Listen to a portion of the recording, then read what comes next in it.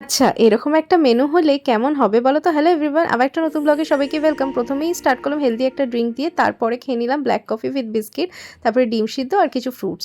এরপরে বানাচ্ছি লোটে মাছের পাকোড়া। তো আদা, রসুন, কাঁচা লঙ্কা, ধনেপাতা আর লেবু দিয়ে ম্যারিনেট করে রাখলাম। একটা ব্যাটার তৈরি করে নিলাম বেসন আর তোমার চালের গুঁড়ো দিয়ে, পরিমাণ মতো নুন, হলুদ গুঁড়ো, লঙ্কার গুঁড়ো দিয়ে এবার চুবিয়ে চুবিয়ে তেলের মধ্যে ভেজে নিতে হবে। আমার তো ভীষণই ফেভারিট। তোমরা তো জানোই যারা আমার রেগুলার ভিউয়ার্স। সঙ্গে ছিল গরম ভাত, ডাল সিদ্ধ আর তোমার হচ্ছে থোড় ভাজা। এই ব্যাটারটা কিন্তু ফেলবো না, রেখে দিলাম। পরে বলছি কি করব। তার আগে বলো লাঞ্চ মেনুটা কেমন লাগলো? জমে একদম ক্ষীর কি নয়? এরপরে ১২ মিনিটের কিছু জিনিস এসেছিলো, সেগুলোকে অর্গানাইজ করে রাখছিলাম। মানে সন্ধেবেলার দিকে এসেছিলো আর কি। অর্গানাইজ করে ব্যাক টু দ্য কিচেনে চলে গেলাম। এবার ব্যাটারটাকে আরেকটু থিক করে নিলাম, বুঝলে? একটুখানি মনে হলো যে একটু পাতলা হয়ে গেছে, তো থিক করে নিলাম। এইভাবে আলু স্লাইস করে পাকোড়া ভেজে খেয়ে দেখো, দারুণ লাগবে কিন্তু। আমি তো প্রায়ই বানাই আর আমার বরের ভীষণই ফেভারিট।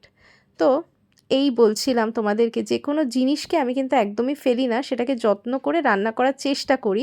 আর রান্নাটা যেরকম যত্ন করে করলে টেস্টি হয়, সম্পর্কও কিন্তু তাই।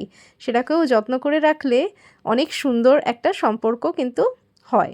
যাই হোক, এই ব্যাটারটাকেও কিন্তু আমি নষ্ট করব না, এটাকেও লঙ্কার পকোড়া বানিয়ে ফেললাম। আর ঝুরি ভাজাটা ফুরিয়ে গেছিলো, সেটাও ঢেলে নিলাম। সঙ্গে চা ছিল।